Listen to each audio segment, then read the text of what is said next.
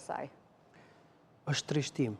Realisht është trishtim, sepse dhe më thënë, unë kam bërë ato që mendoj se çdo gazetar do duhet ta bënte prej 5 vitesh, sepse vetëm po të marrësh lexosh raportin e KLSH-s, i publikuar në vitin 2025, i cili ka bërë një lloj auditimi nga 2021 deri në 2024 për barnat onkologjike, ti vë duart në kokë. Se si pacient, ati spitali në formën më të shnjërzore janë lënë 6 muaj pa ilaçe. Çudi se sot Ministria kishte nxjerrë një video me depo mbushur me ilaçe. Përse nuk ka ilaçe për onkologjikun? Tani ti kupto vetëm kaq që në një takim informal, vetë Ministri aktuale e Shëndetësisë i thot gazetarëve që unë ilaçet e familjarëve të mi marr në Itali.